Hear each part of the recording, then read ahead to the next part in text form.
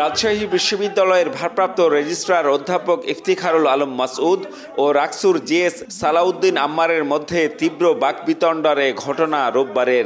সামাজিক যোগাযোগ মাধ্যমে ছড়িয়ে পড়া এই ভিডিও নিয়ে চলছে পক্ষে বিপক্ষে নানা আলোচনা ও সমালোচনা।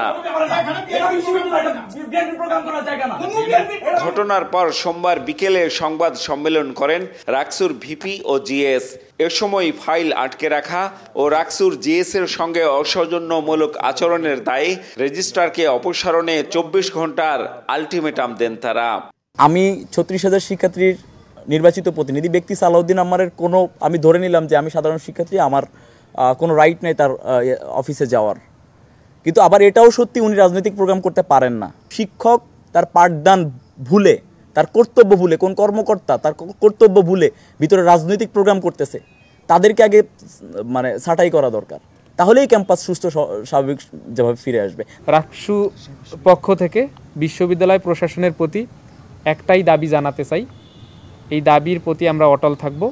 আমাদের দাবি হচ্ছে ভারপ্রাপ্ত রেজিস্ট্রার ইফতেখার আলম মাসুদ স্যারের অশোভন আচরণের তদন্ত করে তাকে 24 ঘন্টার মধ্যে অপসারণের ব্যবস্থা নিতে হবে।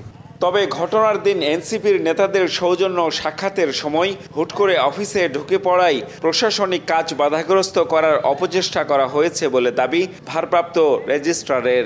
আর উদ্ভূত পরিস্থিতিতে নিজের নিরাপত্তা নিয়ে শঙ্কার কথা জানালেও পদত্যাগের প্রসঙ্গ উড়িয়ে দেন তিনি।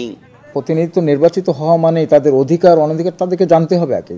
তারা যে কোনো অফিসে ঢুকে যেতে পারে, যে কোনো সময় যেখানে ঢুকবে, এটা নয়। এখানে শিক্ষকরা যেখানে একটা মানেন যে আমি কোনো প্রকারের আমি সীমা লঙ্ঘন করেছি বা আমি কোনো প্রকারের এমন কোনো অপরাধ করেছি যার কারণে আমার পদ থেকে আমাকে চলে যেতে হবে, এটা আমি মনে করি না।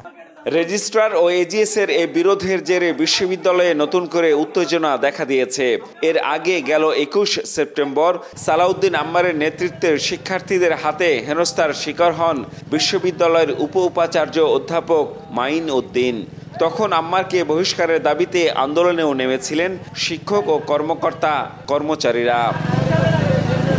Ziaul Gani Salim, star news, Rajshahi.